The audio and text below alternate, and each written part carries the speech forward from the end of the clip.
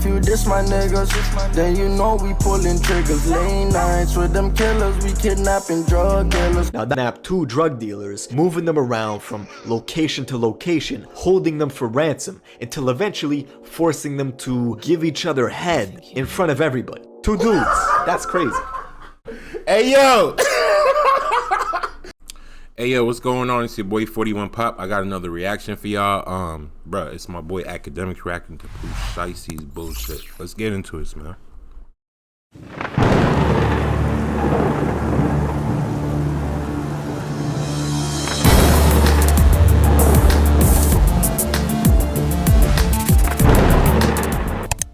That October afternoon where the shots flew, and it happened right across the street from the police department and town hall here in Bay Harbor Islands. Alright, what's up everybody? Probably the most requested artist for me to make a video on right now is Pooh Shiesty. It's one of the biggest movements in rap and it's coming out of Memphis, but for a lot of folks, it feels like he came out of nowhere. Last week, Shiesty was second only to Drake for the most streamed artist in the country. And there's a reason everyone's drawn to him. Pooh Shiesty's crew, Chopper Gang's gotta be one of the wildest in the industry, and the music reflects it. Doesn't matter how many billboards all over the country have his face on it. Doesn't matter he's signed to a major label deal with Gucci and Atlantic, selling 60K the first week on his debut album. Shiesty will still rob a dude in Miami who was trying to sell him weed and some Jordans, stick 2 shooters on the guy, sending him to the hospital, escape in a green McLaren, get arrested, bond out, and leave the state in a private jet. Saying the 2 left the state in a private jet. Who, they got the right guy? See, Shiesty keeps his circle small. You basically gotta give your life to Chopper Gang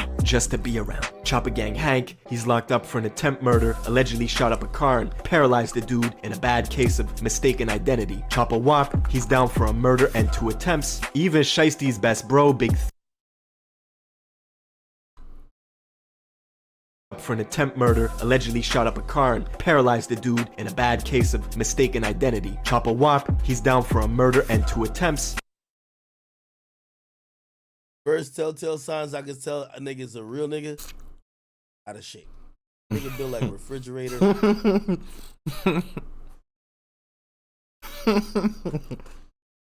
Shooters are usually extra skinny because I don't know what it is. Niggas is lactose intolerant, or they're just shaped weird. You feel me? It's just 2 of them. It's two bills of a shooter. A shooter is either skinny as fuck, you see every rib, that you know he can't fight, period. I've never seen a buff shooter. 21 Savage. Let's be honest. Have you ever seen a buff 21 shooter? Savage. That nigga look like Debo and he shoots. I've never seen it. He do not shoot. It's 2 bills. He looks like that, or he's skinny as a motherfucker. You can see his heart beating through his chest.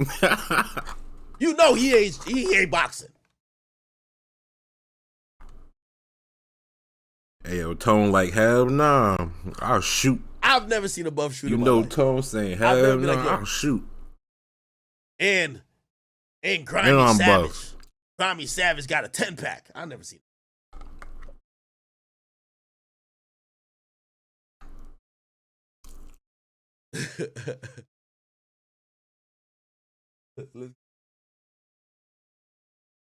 Bro, Big 30, who was signed to a deal way before Shiesty was, getting tens of millions of streams a month. He got booked 2 weeks before Shiesty did on felony drug charges in Alabama. Got extradited back to Memphis for another pending case he was already fighting, made bond, and released the song first day out. But most of the mainstream was not tuned in until Lil Durk and Shiesty came together to make the song Back in Blood.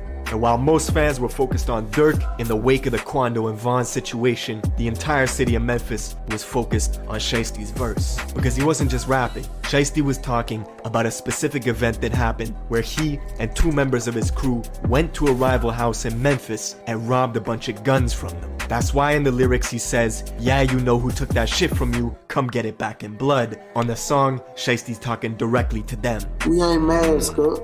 We want you to see this face. You nigga know who it was did that to y'all. You nigga know.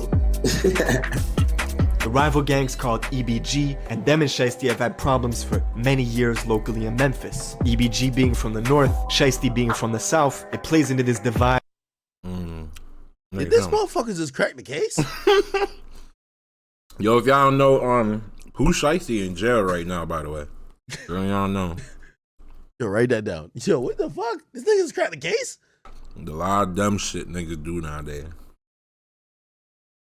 Been posted on the internet. That's crazy. Holy shit. That's long existed in the city, but now the Back in Blood song is worldwide, hitting the number 8 spot on Billboard charts, getting 50 million views on YouTube in 1 month, forcing EBG, who aren't even rappers, to respond over the same Back in Blood beat. The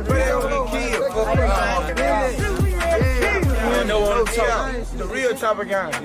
Their remix got taken down a bunch of times, each time getting hundreds of thousands of views in days. So EBG dropped a second diss track, this one called Rumors. They even got Quando Rondo to make an appearance, taking collateral shots at Dirk just for being on the original song with Shiesty.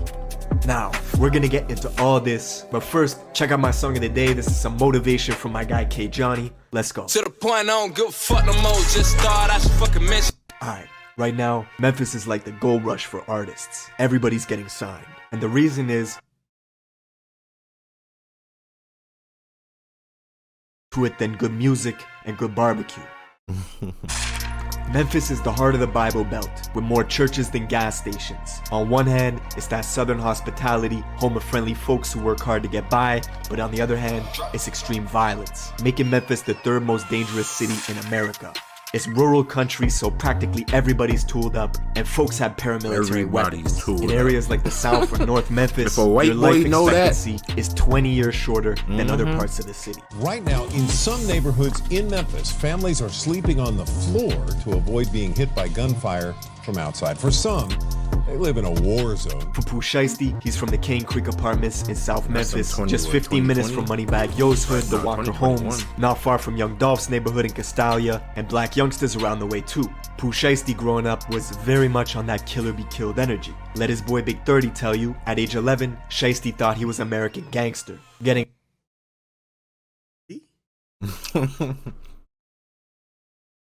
Yo, Big 30 hard though.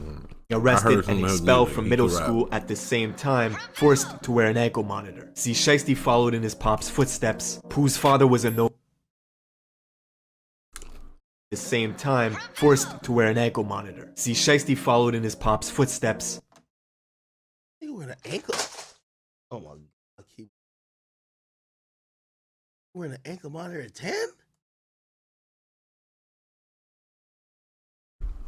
Pooh's father was a gangster. 10 years old wearing an ankle You were monitor. fucked up. I didn't even notice that. Artist who went by the name Miscellaneous got into a triple shooting at Yo Gotti's birthday bash. The club managers knew that Yo Gotti and Miscellaneous were beefing, and instead of canceling the event, they hired 35 security guards using 4 metal detectors to screen the crowd. It didn't work.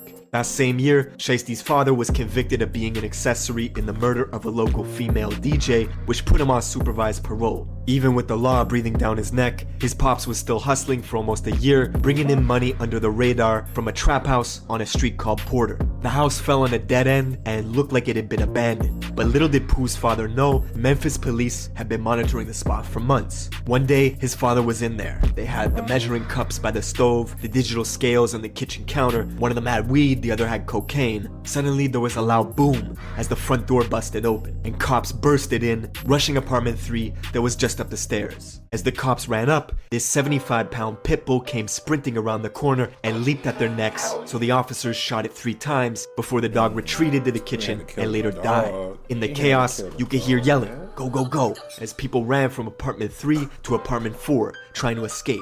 Glass shattered. Niggas like, that big ass dog come at me, I'm shooting it too.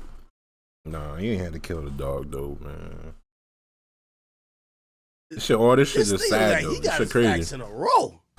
You know too As much. folks Is jumped this one of my kids? This nigga good. out He know the too window, much. leaving Pooh's father in the kitchen, cornered by police. They told him to surrender, and he did, leaving the officers with 12.5 grams of coke, 8 pounds of kush, and $10,000 cash that they took from Pooh's father's left pocket. With his pops in and out doing Fed bids, Shiesty was running around a badass little kid, jumping people, finessing people. That's how he got the name Shiesty. And Memphis is a small world, everybody knows each other. Shiesty even went to Central High School with some of the people he's into it with right now, like the main rapper from EBG, E Jizzle. But Pooh's reputation began to travel. In high school, he expanded his circle, clicking up on some plans to get money by any means. Together with his childhood friend Big 30 from Whitehaven, Little Hank, Ant Wop, and a few others, they came up with the name Chopper Gang, and it stuck. Chopper Gang shit. Chopper Gang shit, man. I ain't gonna lie to y'all. We ain't got a prop to crop back here. We be real, we slugging shit. Nigga ain't gonna die. We gonna come chop nigga whole block, street, whatever. Within Chopper Gang, they have various members that come from big sets that are prominent in the area. What a lot of people don't know, Memphis has every single national gang and more. It's extremely active, with this new trend towards hybrid gangs, smaller mobs, and cliques within the sets going renegade, warring with each other.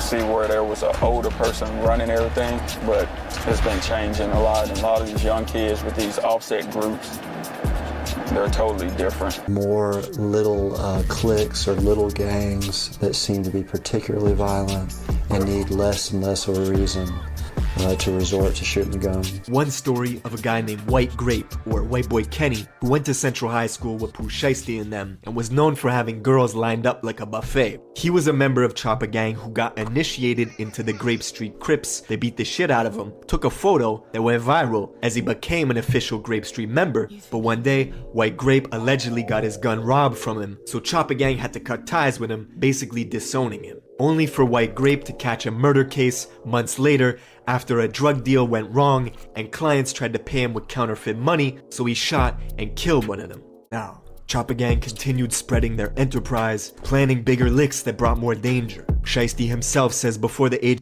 How does this nigga know this shit? My nigga better than Listen, the cops. This nigga is good, but this nigga is doing a lot. This nigga reporting on the white boy from the gang who got his ass beat and his gun took. The fuck? I fuck with him though. I fuck with him. I'm just saying. Me, I would have kept it like, if you're not the rapper, I'm good. I don't need to know your story. This nigga know everybody's story. This nigga had the picture of the white chick who died. What the fuck? Age of 15, you're gonna lose a close friend in Memphis. Guaranteed someone close to you is gonna get killed. Around 2016, he lost his best friend Trey Day, which turned his heart cold. Pooh Shiesty vowed to live with no remorse from that day forward and be a menace to society. And after he graduated high school in 2018, Chopper Gang had many streams of income flowing in, and they started using some of this money they were making to pay for studio time.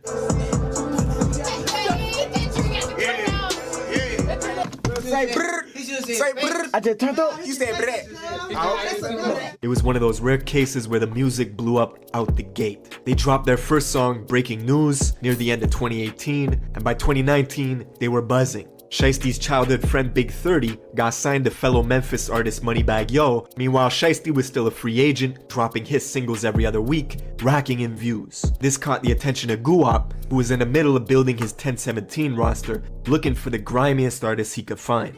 Of course, Guwop was the original slime. You remember hearing stories of a young Gucci Mane terrorizing the industry. Famously, the first time he met French Montana to do a song together, French paid him $5,000 and waited in the studio patiently while Gucci took the money and left out the back door.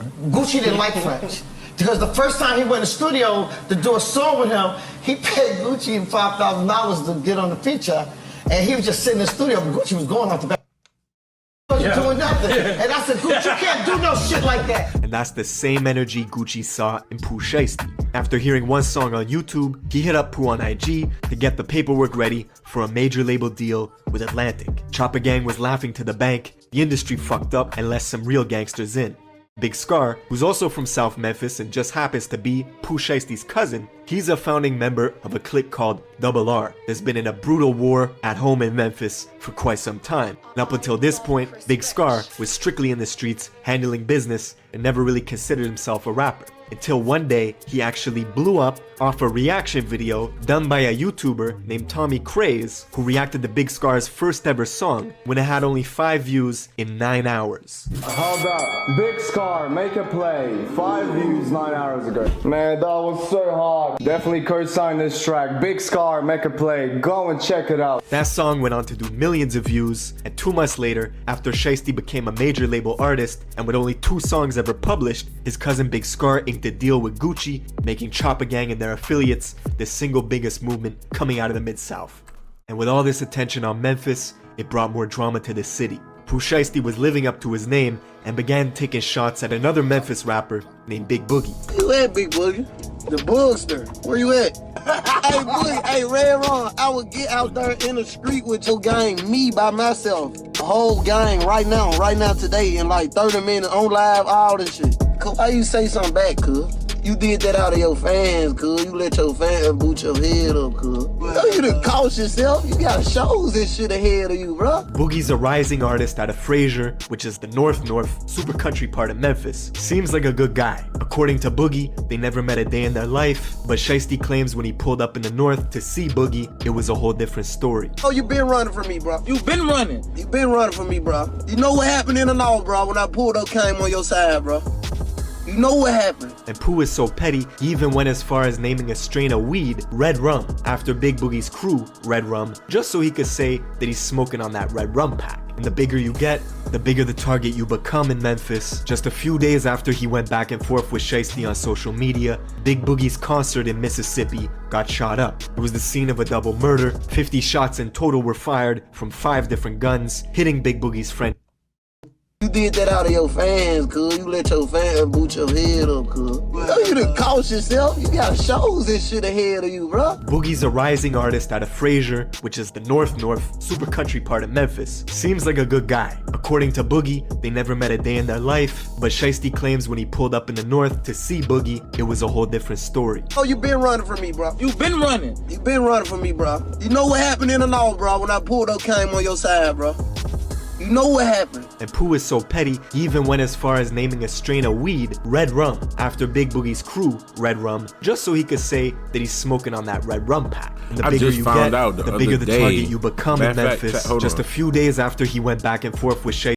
I just found out the other day, right? The other day, that Red Rum spelled backwards is murder. I didn't even know that. I just had to get that off. But that's crazy though, right? Like Red Rum spelled backwards. Basically on social media, Big Boogie's concert in Mississippi. Hold on. Fix this back.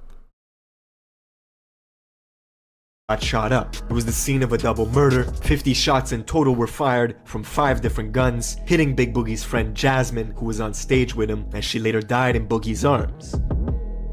Fast forward a few months later to November 6th. Durk and Pooh Shiesty linked up to drop the audio for the song Back in Blood. That's the same day where King Von passed away in Atlanta after an altercation with Quando Rondo outside the Monaco. Trap Geek, how you know this shit, bro? On the cops, man. Trap Geek got me a detective. Trap Geek just plays a whole. Chat, he 12, right? For me, Ain't bro. no way in you know hell what how happened he in the know all north, this bro, shit. when I pulled up, came on your side, bro. You know what happened. And Pooh is so petty, he even went as far as naming a strain Mississippi got shot in Memphis. Just a few days after he went back and forth with Shiesty on social media, Big Boogie's concert in Mississippi got shot up. It was the scene of a double murder. 50 shots in total were fired from 5 different guns, hitting Big Boogie's friend Jasmine, who was on stage with him, and she later died in Boogie's arms.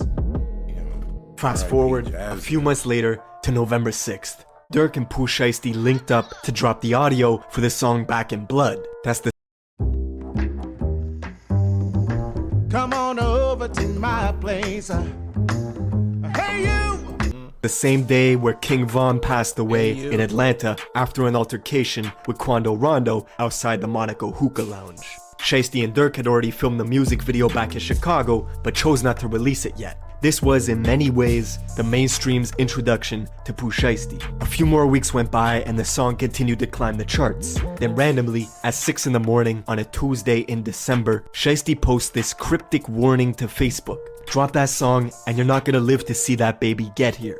That's when New Year's came around, January 1st, 2021. A Memphis crew called EBG put out a remix to Back in Blood going after Shiesty, responding to everything he said on the original track. They got Choppa Gang Killer, CGK, on their t-shirts. Pooh responded immediately, saying this had to be the worst move this gang ever made, and that he did 18 million views off of them before he even said their name. The very next day, Shiesty dropped the music video that he filmed with Dirk back in Chicago, making Back in Blood the trending topic once again, shooting all the way up the Billboard rankings.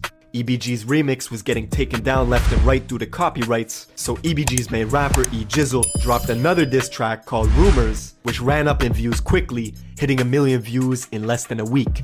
Then, Jizzle was shot 3 times just days after this second diss track went live. I bet I can do this. I can do this. Who this is? Who? I can't walk. I can't walk. Goomba. 3 bullets hit his arm, and after getting them removed, Jizzle was back on the block wearing a cast, just in time to drop his 3rd diss track called Paralyzed. Hey, y'all shot the wrong arm.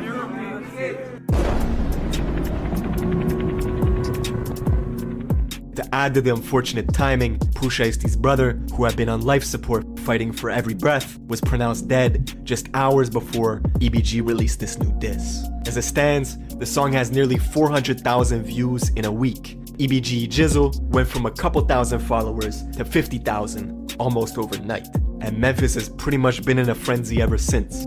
But yeah, man, let me know if there's a video you want me to cover in the comments below. I will see you in the next one.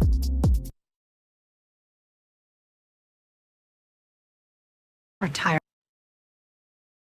You know what people told me? People told me you and Youngboy was beefing or something like that. I know You they said be something saying about that a lot. what happened? They be saying that a lot. It's like we got the same interests and holes, and then you know how the internet will try to make it, but it ain't nothing too serious, nothing that you should worry about.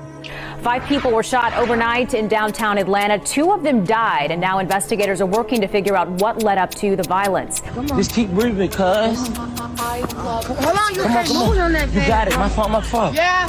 Man, he shot. What you mean wrong side? Alright, what's up everybody? We gotta talk about this King Von situation. Rest in peace. It's tragic. Everything that could've went wrong that night. Von was shot in the parking lot of the Monaco Hookah Lounge right in the center of downtown Atlanta after this huge brawl with Quando Rondo's crew and a couple of undercover police. Everything was captured on surveillance cameras with multiple angles, and I've seen so many rumors and fake stories circulating. The stuff about Dirk buying all the tickets to Quando Rondo's next show, news sites posting Snapchats from a fake Quando Rondo account calling King Von Queen Von. That's all fake. We don't have to invent stories. Reality is already crazy. People don't even know. There was almost a second shootout the night Von was killed. After the chaos in the parking lot at the hookah spot, both crews rushed to the hospital, and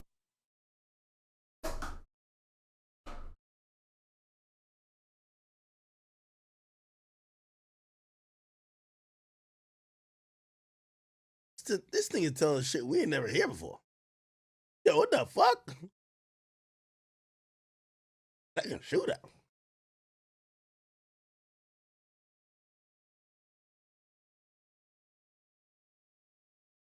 Is this nigga black or white? We gotta know. That's an important question to ask. If he's white, he's a fence. If this nigga white, he the fence. I ain't gonna lie to you. You telling some shit like I'm like, What happened? how you know this?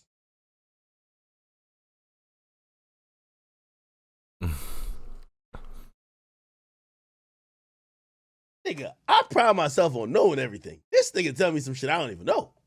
and went to the same one. That's why Quando Rondo went immediately to Instagram Live when he got to the entrance at the Grady Memorial Hospital. Just keep breathing, cuz. Okay, that he's wrong on. This video is old. This part he's wrong.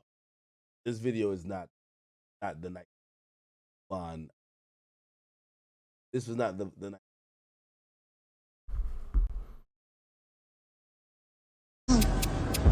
Come on. And while they moved Von's body on the highway 8 miles from the hospital to the morgue, Atlanta police were in the very same hospital charging Quando Rondo's boy Little Tim with the murder of King. Okay, this is also false. Definitely brought got pronounced dead at the hospital.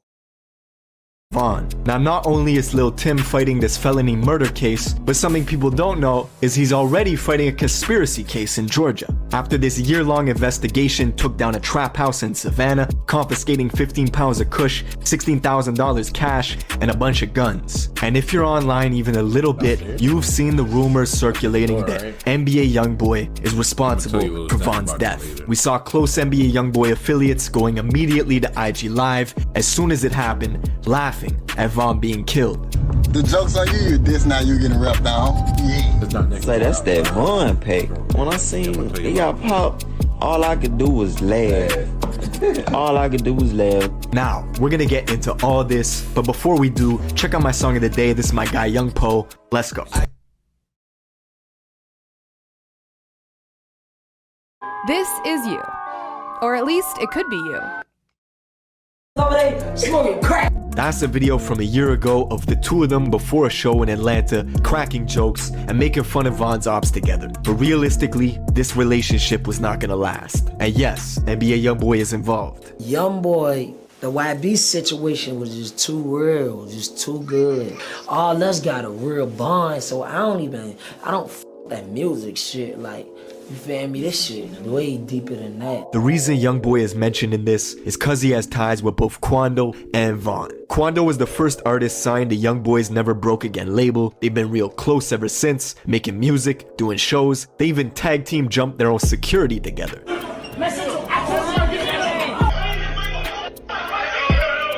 And when YoungBoy was beefing with Kodak Black a couple years back, Quando showed his loyalty by going on IG Live and burning Kodak's merch. Man, it's up.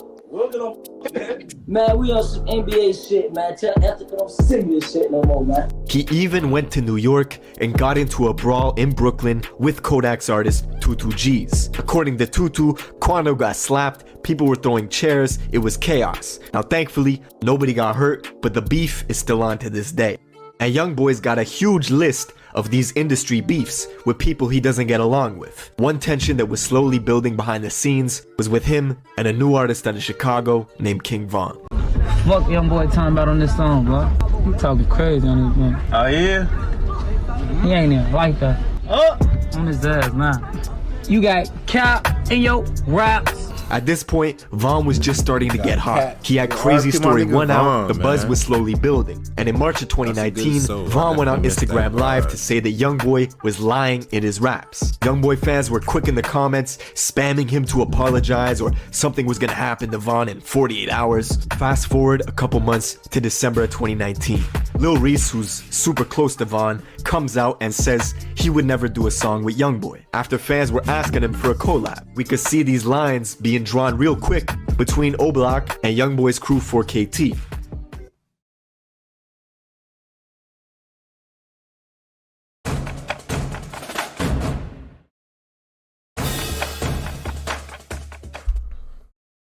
His ex-girl and baby mama Jania. At the same time, Vaughn was tweeting subliminals about posting some other dude's girl doing stuff that would have him stop claiming his kids. It didn't take long for YoungBoy to match that energy and go out and do a song with King Von's ex-girl, Asian Dawg. Both of them using each other's girls as props to get at one another. And the whole time, people like 600 Breezy from Chicago were hyping Vaughn up, saying stuff like, I love what you're doing, we know what you're doing, hashtag rapper K. So he's saying rapper killer. Basically, he's cryptically talking about YoungBoy, who then responded indirectly but super directly at the same time by saying, I'm gonna make sure my son F's your daughter since you're trolling. Now this tension kept building and building behind the scenes. Vaughn's even got subliminals about YoungBoy on this new album he dropped last month, Welcome to O-Block. On the song Mine 2, Vaughn says outright that he's got beef in Louisiana and the other dude doesn't know it. He's rapping that gangster shit, now he's gotta show him. So when the news hit last month that Vaughn got killed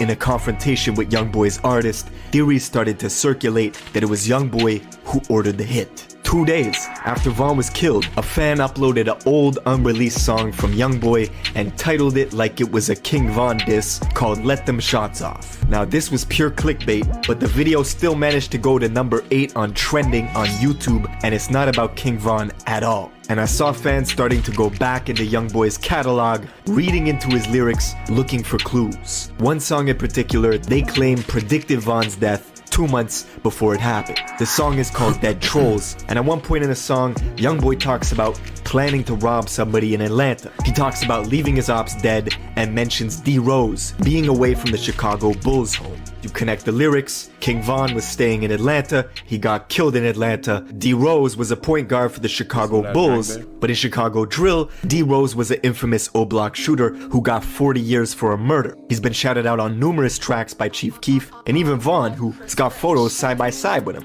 And this song Dead Trolls just happened to drop shortly after these photos surfaced of King Von holding hands with Jania, YoungBoy's ex-girl. Now, before we get carried away, no, I don't think this song predicted Von's death 2 months before it happened. I don't think YoungBoy cooked up some Louisiana voodoo to make that happen. In reality, the Atlanta line could be about anybody. Half the industry's in Atlanta, and YoungBoy beefs with half the industry. Jada Youngin, Fredo Bang, their beefs are well documented. Both of them got tension with YoungBoy, and both of them record in Atlanta. So, no, I don't buy it. Truth is, Von's manager says this incident was personal between Quando and Von. This has nothing to do with YoungBoy doing a song with Asian Doll, and that has nothing to do with this, right? No. This has to do with Von being the person he is, and Ben, he don't like all that sneak this, social media stuff. And as those tensions escalated between both camps, word is Quando had been talking shit behind the scenes about Von for quite some time, to the point where Von said if he caught someone from that camp, he was putting hands on them. And this music industry's small, you're gonna run into people, especially in Atlanta. That's where all the good studios are, producers, label offices. Quando Rondo's from Georgia, Dirk and Von are both based out there too, so this was only a matter of time. Now, the Monaco Hookah Lounge is right in the center of downtown Atlanta. King Von's been to that spot before, it's a popular place, but it's also a red zone for shootouts. 3 people have been killed at this place in the last year alone. That's why there were undercovers patrolling the area that night and at the venue. Now the first reports that came out were confusing. Damn, 3 people, they got undercovers at the venue, like. And to move with caution around O-Block because emotions would be high. Last night in Atlanta, police shot King Von and 2 of his people.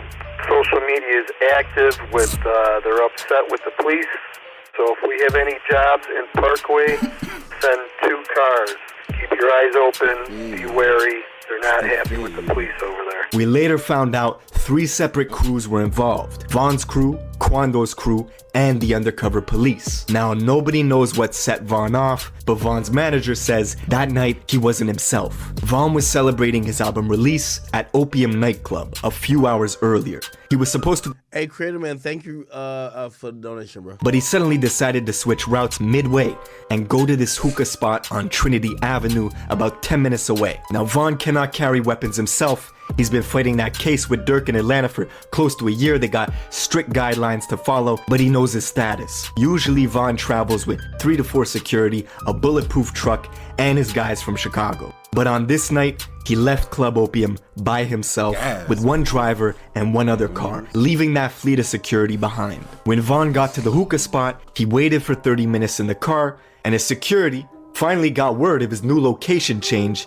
and immediately rushed over to get to him. The whole time, Quando Rondo just happened to be in the same parking lot at that same hookah spot, napping in his McLaren. I know coincidences can happen, but this one's pretty big.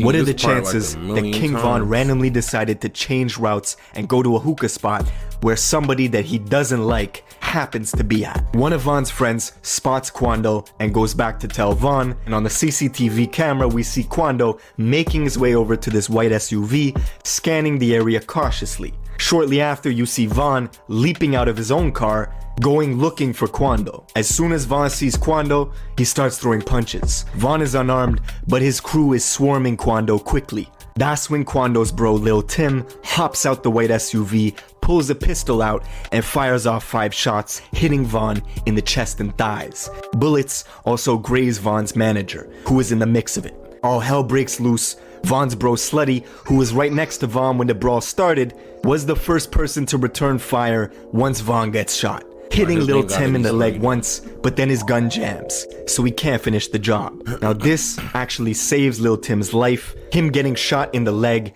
drops him to the ground, making him a non-threat to the undercover police who were creeping around back in the adjacent parking lot. With Lil Tim on the ground and Slutty standing over him with a jammed up Glock, Slutty turns and runs into the adjacent parking lot towards the undercovers, who start ringing off shots and hit both Slutty and another O-Block guy named Louis in the head, killing Slutty on the spot and leaving Louis in critical condition. This whole time, Quando is still tangled up with King Von, who's just been shot a bunch of times and has paralysis in the bottom half of his body. According to Von's manager, Quando was screaming, "Von shot, Von shot." And on camera, it looks like he leans in and holds close to Von, either trying to help him or take his chain. It's hard to say which. But eventually, Von's brother Muop runs over and knocks Quando in the head, separating him from Von, where they can now pick him up and escape in the getaway vehicle. Unfortunately, even though the hospital was just 10 minutes away, doctors could not save his life. And now,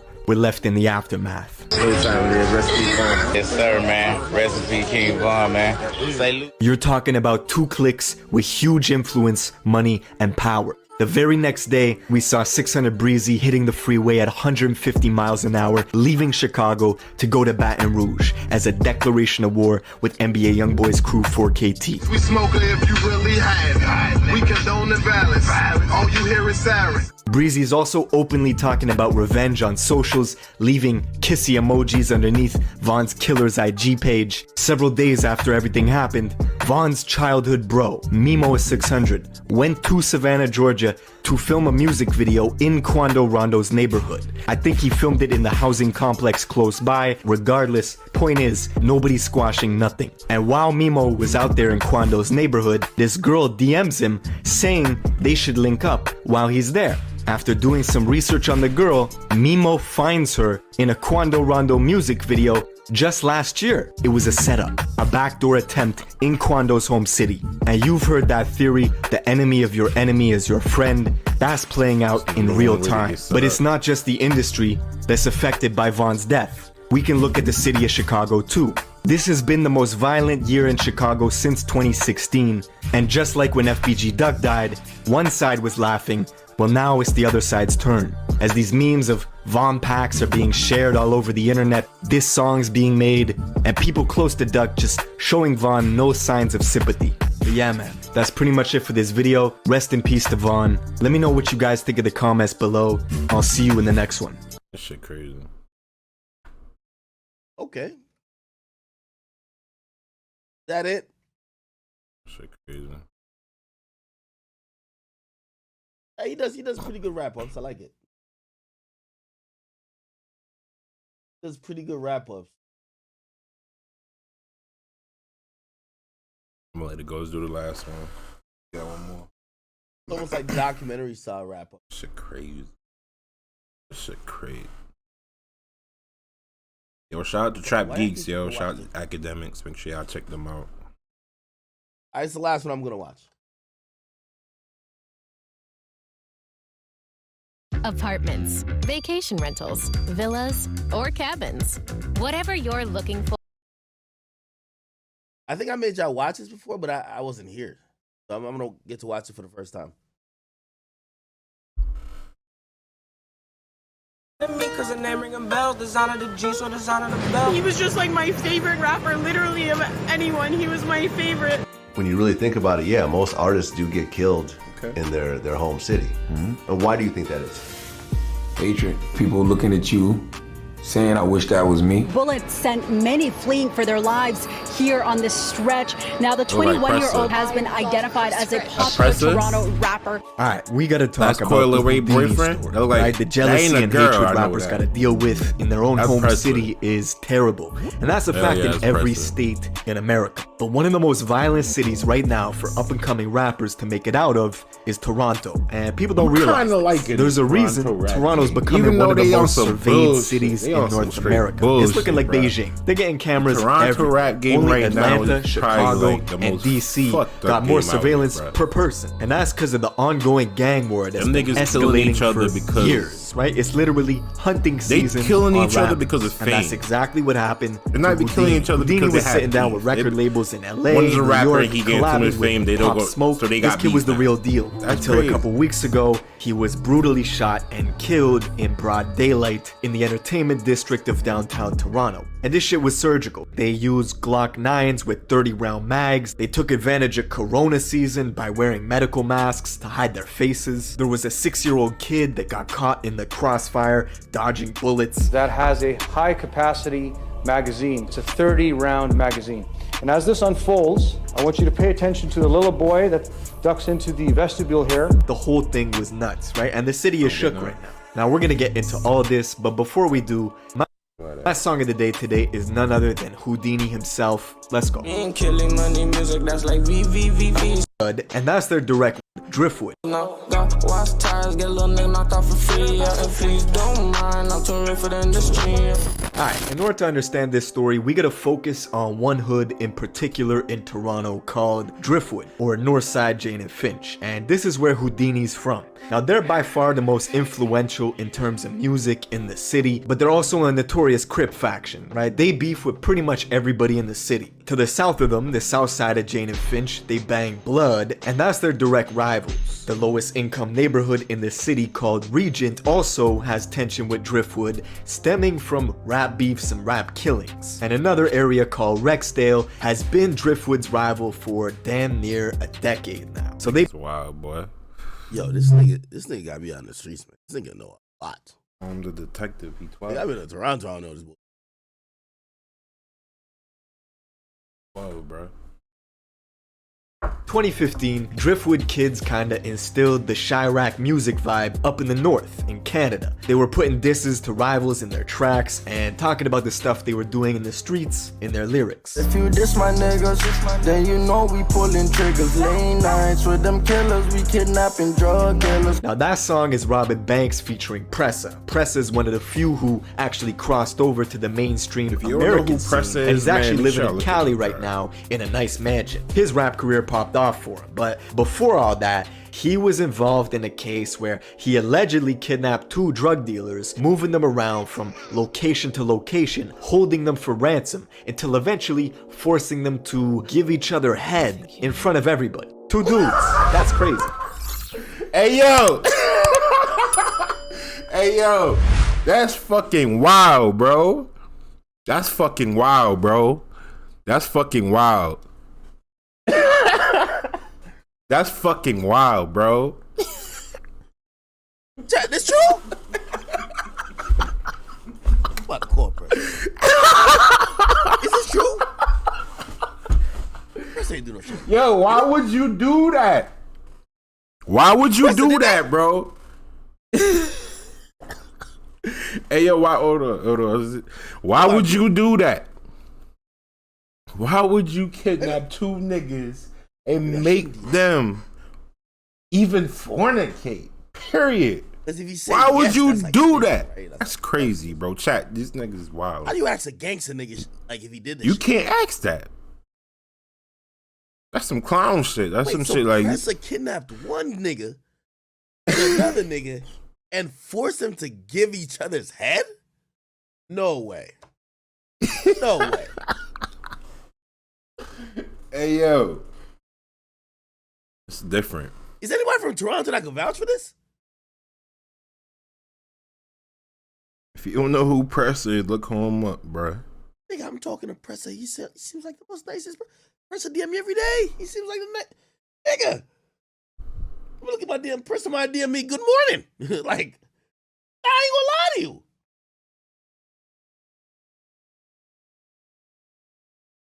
Nigga, Pressa he's sweet. Oh, God, not like he's just a nice guy. Let me see. What?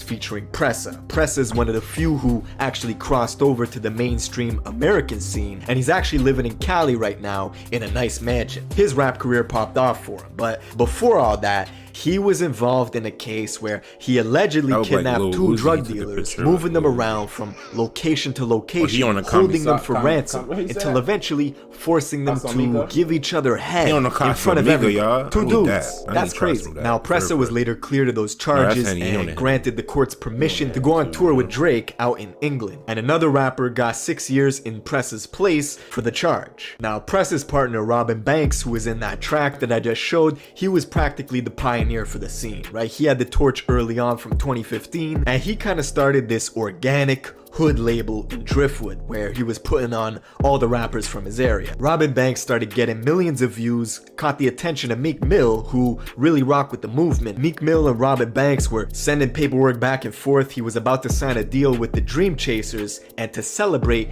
he was having a party at a hookah lounge called Cameo, where unfortunately his ops found out about it, infiltrated the party, and shot him up 9 times, leaving him in critical condition, just as this man was about to cross over to the US scene. They orchestrated that hit on him. Now, thankfully, Robin Banks is alive, but he's paralyzed from the neck down. And his ops were super disrespectful, posting memes of him in a wheelchair and stuff. Now, he's still doing his thing, releasing tracks and, of course, pushing the rappers from Driftwood on his label. But the rivals going after Robin Banks like that really escalated the violence in the city. And it made it kind of a trophy for people to target rappers. This was like the first high-profile assassination attempt on a rapper who was about to cross over. Now, the next year, the most influential artist out of the country was Smoke Dawg. Now, I'm not from Toronto. You don't gotta be from Toronto to know Smoke Dawg. He was getting co-signed by Drake, doing shows in the UK and the US, and he's from the place called Regent Park. Now, this is pretty much the trenches, right? It's the lowest income community in the whole city, but it's not very close to Driftwood, and because of that, they didn't really have too much tension back and forth until one summer night at a club in 2018, Smoke Dawg got into a heated argument with a Driftwood rapper by the name of 21 Neat, and this shit escalated quickly, right? They stepped outside where 21 Neat shot and killed Smoke Dawg and his manager. Probably one of the most gruesome after-death videos I've seen of a rapper, right? People were filming him, and Smoke Dawg's brain matter was like leaking on the road. It was a wild scene. Now, this pretty much gave Regent the green light to go after Driftwood as retaliation. Wait. Right? I was That's what he just did. In Canada where they said, like, right at the place they said Smoke Dawg. I thought he got gunned down in broad daylight. He said after a party. Am I tripping?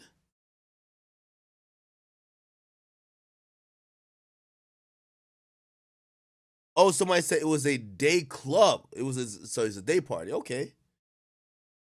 Rapper by the name of 21 Neat, and this shit escalated quickly, right? They stepped outside where 21 Neat shot and killed Smoke Dawg and his... But fuck the nightclub. Did he just tell us who shot him? Bring this shit to the day. What about the morning? They got morning club too? Or that's where that's brunch, right? Yeah. All right, bet. What? Wait, day party too.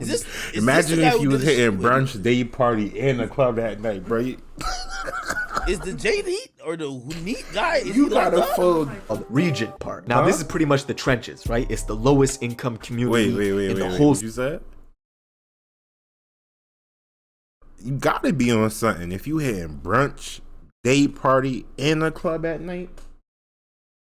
You want something, bro. You want something. It ain't normal. It ain't normal. City, but it's not very close to Driftwood, and because of that, they didn't really have too much tension back and forth until one summer night at a club in 2018, Smoke Dawg got into a heated argument with a Driftwood rapper by the name of 21 Neat, and this shit escalated quickly, right? They stepped outside where 21 Neat shot and killed Smoke Dawg and his manager. Probably one of the most gruesome after-death videos I've seen of a rapper, right? People were filming him, and Smoke Dawg's brain matter was like leaking on the road. It was a wild scene. Now, this pretty much gave Regent the green light to go after Driftwood as retaliation. And this created a whole bunch of new problems in the city where two neighborhoods that otherwise didn't have too much tension now had maximum levels of tension. And Driftwood didn't really care, like they were welcoming all smoke. Now, the Toronto police didn't arrest the rapper 21 Neat for quite some time. They couldn't find him. There were even rumors that he escaped to Somalia, but he eventually got found out all the way out in the west coast of the country near Vancouver, where he was extradited back to Toronto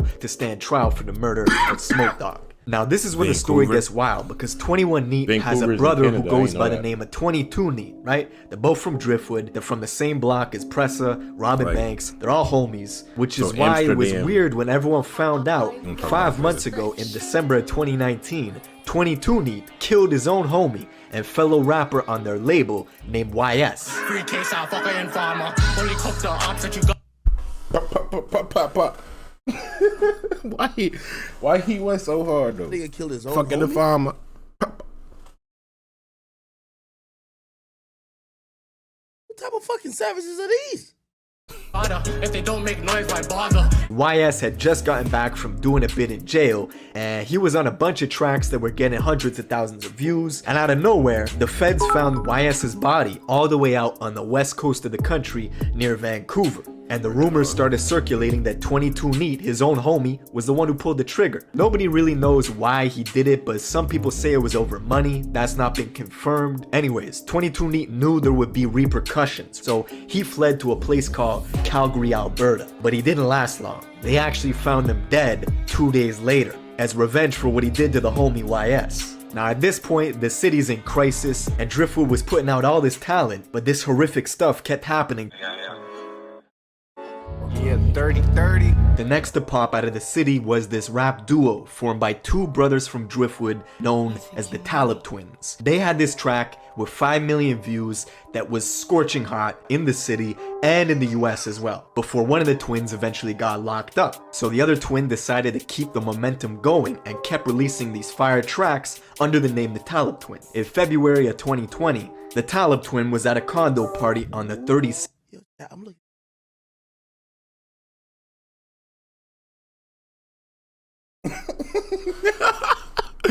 Hey yo, that's facts.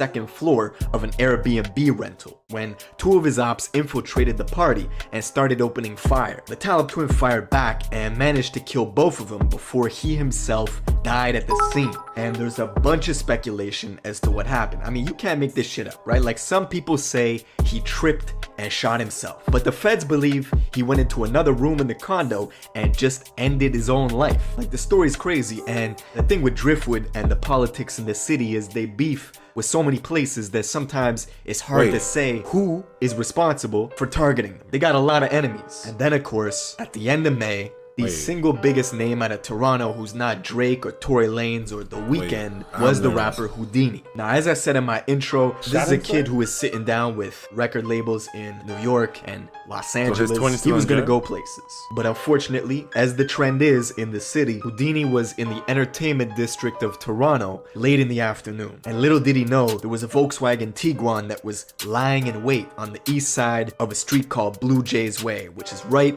where he had to go by. They were waiting for a long time, over 40 minutes. And Houdini was with a 15-year-old boy at the time, and they were making their way down the street. And once they got in range of the Volkswagen, a lone shooter got out of the vehicle and started unloading a bunch of clips in Houdini's direction. There was this little kid who was caught in the crossfire, as well as a family. Like, this whole thing is on CCTV footage, right? It's heart-wrenching. And they unloaded a bunch of clips into Houdini, who got hit and kept running, right? Adrenaline, even if you get wounded mortally, you could still run because you got adrenaline. So he was running with a bunch of bullets in his body and then eventually collapsed and died. And the 15-year-old kid who was with Houdini was also strapped, and he was trying to get off shots back at the assailants, and then his gun jammed, right? Which he got rid of in an alleyway and ran away. Now, Meek Mill, Tory Lanez, and a whole bunch of others took to social media to express their condolences as soon as this happened. And you could see just how much the industry was rocking with Houdini. Like, this was a kid who was about to make it.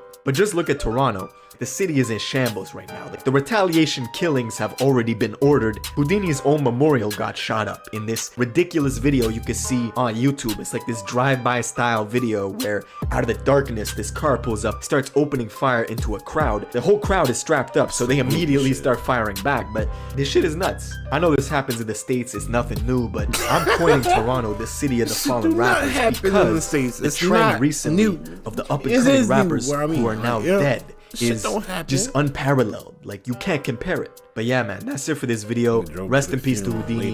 Gone but not forgotten. Check out his music when you get a chance. And yeah, man, I'll see you in the next one. Shit.